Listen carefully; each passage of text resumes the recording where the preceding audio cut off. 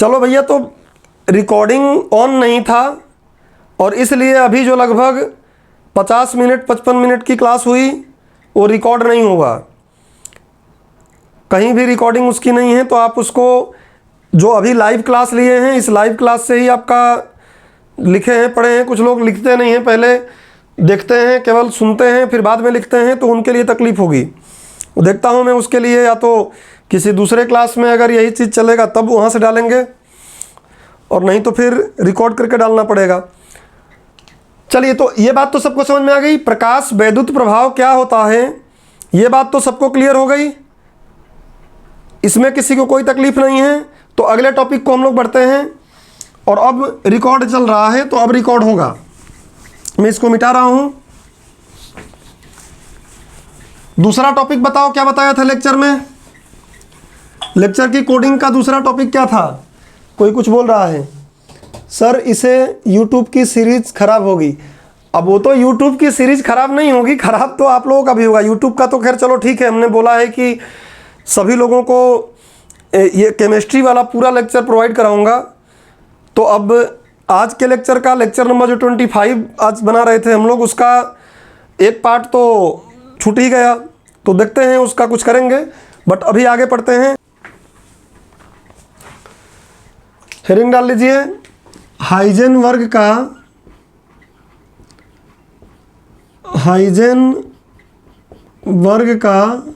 या के हाइजेनबर्ग का अनिश्चितता का सिद्धांत, ध्यान रखिए, इसको इंग्लिश में बोलते हैं क्या? हाइजेनबर्ग्स अनसर्टेनिटी लॉ। हाइजेनबर्ग्स पूरा नहीं लिख रहा हूं मैं, बोल दे रहा हूं, हाइजेनबर्ग्स अनसर्टेनिटी लॉ, हाइजेनबर्ग के अनिश्चितता का सिद्धांत। ये बहुत सिंपल बात बताया। इसने क्या बताया कि अभी तक हमने पढ़ लिया दो बातें।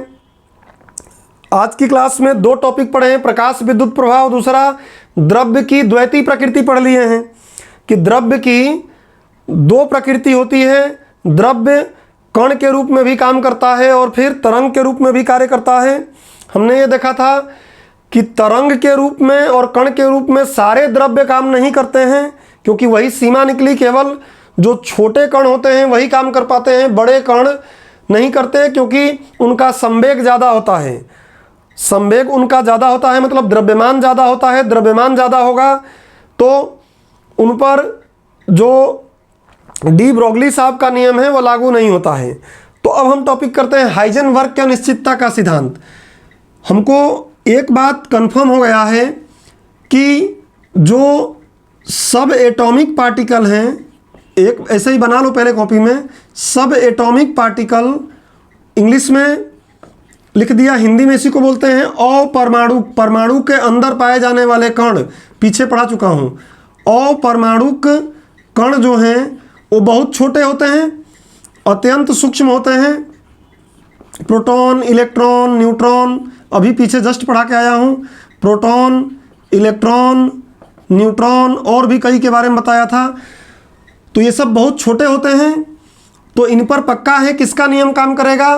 तो इन पर डी ब्रोगली का सिद्धांत काम करेगा। डी ब्रोगली का द्रव्य का द्वैती प्रकृति इस पे काम करेगा। द्रव्य का द्वैती प्रकृति इस पर काम करेगी, और काम करेगी इसका मतलब 100% है कि जो इलेक्ट्रॉन की बात अगर हम ले लें, क्योंकि परमाणु की संरचना में तो हम इलेक्ट्रॉन को ही खोज रहे हैं ना कि इलेक्ट्रॉन कहाँ रहता है। तो इलेक्ट्रॉन सूक्ष्म कण है, इसके क्या हो गए? इलेक्ट्रॉन की दो प्रकृति हो गई। प्रकाश की द्वैती प्रकृति लेक्चर नंबर 24 में हुआ था। द्वैती प्रकृति होती है किसकी? इलेक्ट्रॉन की। कैसी? तो एक तो ये कण जैसी होती है और दूसरी क्या होती है? ये तरंग जैसी होती है। इसको प्रायोगिक सत्यापन भी इसका हो चुका है। तो इलेक्ट्रॉन की द्वैती प्रकृति होती है, कण प्रकृति और तरंग प्रकृति। तो हाइजेनबर्ग ने बताया कि यार जब इलेक्ट्रॉन घूमता ही रहता है, हमको पता है कि इलेक्ट्रॉन की द्वैती प्रकृति है और इलेक्ट्रॉन तो चलता ही रहता है, जो जितना तेज चलेगा उतना ज़्यादा तरंग उसमें आएगी। तो इसका मतलब साफ है कि जो इलेक्ट्रॉन है, इलेक्ट्रॉन कि अगर आप सही सही स्थिति पता कर लेते हो एक ही समय पर, इलेक्ट्रॉन का एक निश्चित समय पर या एक ही समय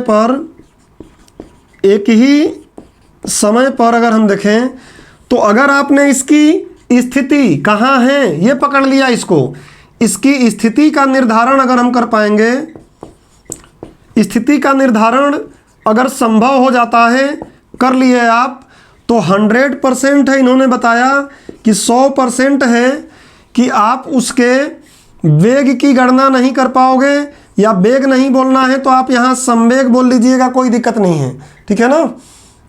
कि उसके संवेग की गणना हम क्या कर सकते हैं, एक ही क्षण पर नहीं कर सकते हैं। वेग से आपको अभी पीछे समझाया ही तो दिक्कत हो रही थी, उसको मैंने क्लियर किया, फिर बार बार क्लियर ना करना पड़े तो आप संवेग समझो।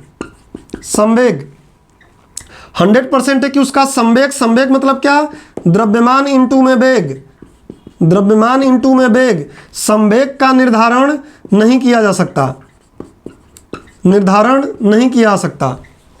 और अगर आपने उसी समय पर संवेग का निर्धारण कर लिया, किसी एक निश्चित समय पर संवेग का निर्धारण आपने कर लिया, संवेग का निर्धारण कर लिया है, तो 100% है कि आप उस समय इलेक्ट्रॉन की स्थिति का निर्धारण नहीं कर पाओगे, इलेक्ट्रॉन की स्थिति का निर्धारण नहीं होगा, नहीं हो पाएगा।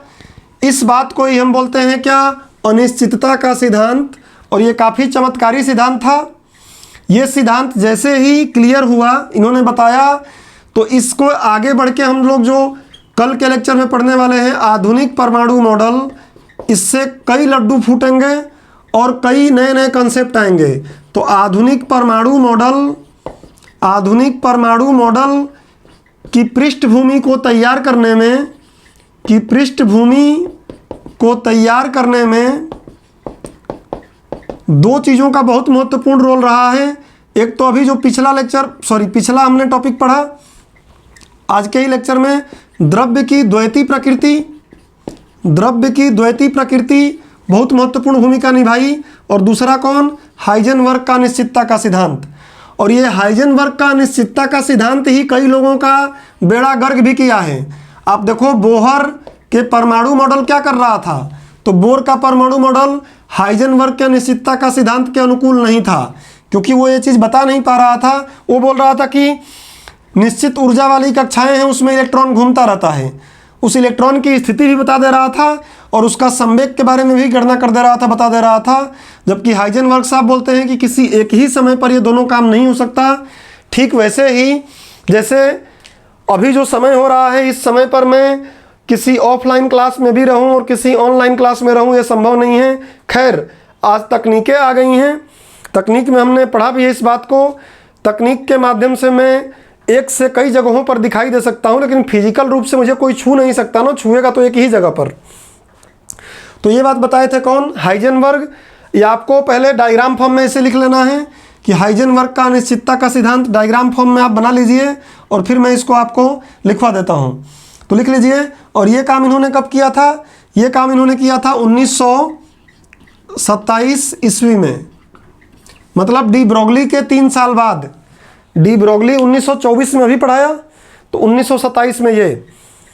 इतनी बात समझ में आ गई क्या। हाइजेनबर्ग का अनिश्चितता का सिद्धांत अपने आप में एक बहुत लंबा बड़ा टॉपिक है, बट वो विशिष्ट अध्ययन का टॉपिक है। हमें सामान्य अध्ययन करना है, सामान्य अध्ययन में इतना हमको चाहिए। तो लिखो, इसको लिखो और ख़त्म करो। हेडिंग डाल दिए, हाइजेनबर्ग के अनिश्चितता का सिद्धांत लिखो। यह भी कहाँ का था, जर्मनी का वैज्ञानिक था। लिखो, जर्मन वैज्ञानिक वर्नर हाइजेनबर्ग, जर्मन वैज्ञानिक, जर्मनी का वैज्ञानिक था। अभी पीछे हमने देखा कि 3 जर्मनी के वैज्ञानिकों का नाम सुनते हुए आ गए। जर्मनी या जर्मन वैज्ञानिक, इसका पूरा नाम है वार्नर, कुछ लोग वर्नर बोलते हैं, वार्नर हाइजेनबर्ग, हाइजेनबर्ग। तो लिखो, जर्मनी के वैज्ञानिक वार्नर हाइजेनबर्ग ने वर्ष 1927 में, हाइजेनबर्ग ने वर्ष 1927 में इस सिद्धांत का प्रतिपादन किया, इस सिद्धांत का प्रतिपादन किया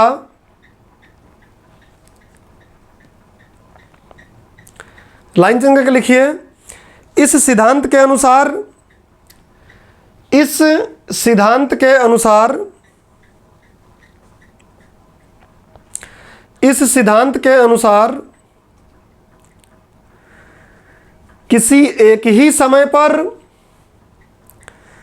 किसी एक ही क्षण पर या एक ही समय पर, जो आपको अच्छा लगे, किसी एक ही समय पर इलेक्ट्रॉन की सही सही स्थिति, किसी इलेक्ट्रॉन की सही सही स्थिति और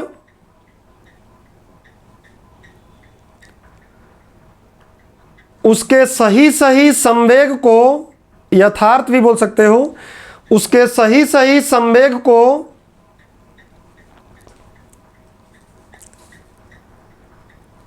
एक ही साथ निर्धारित नहीं किया जा सकता है।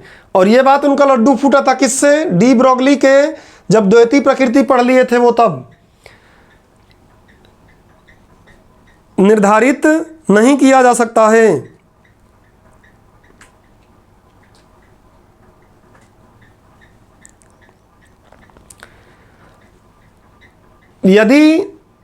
यदि उस विशेष क्षण पर इलेक्ट्रॉन की स्थिति का निर्धारण कर पाएंगे,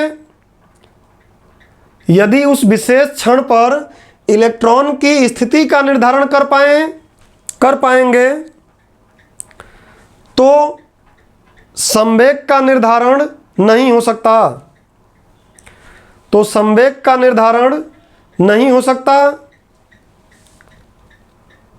और ठीक इसके विपरीत, और ठीक इसके विपरीत यदि संवेग का निर्धारण हो जाता है तो स्थिति का निर्धारण नहीं हो सकता। लगभग में हो जाएगा, एक्यूरेट नहीं होगा। मैं एक्यूरेट सही सही इसलिए दो बार लिखवाया हूं। यदि संवेग का निर्धारण हो जाता है तो स्थिति का निर्धारण नहीं होगा।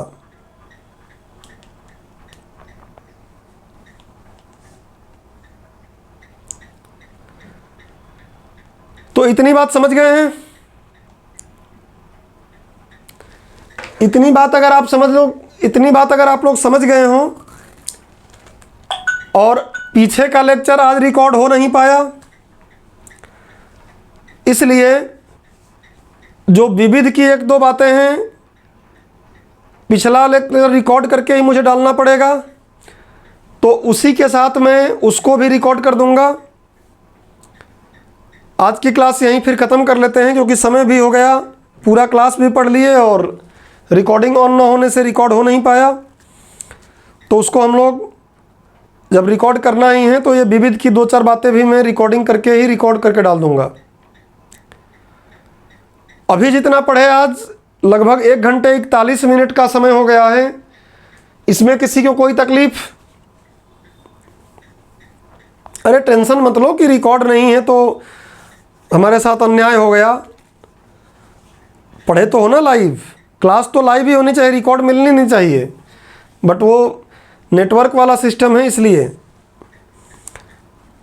चलिए, तो आज की कहानी यहीं ख़त्म करते हैं। मिलते हैं हम लोग कल की क्लास में। सबको जप नाम। Thank you.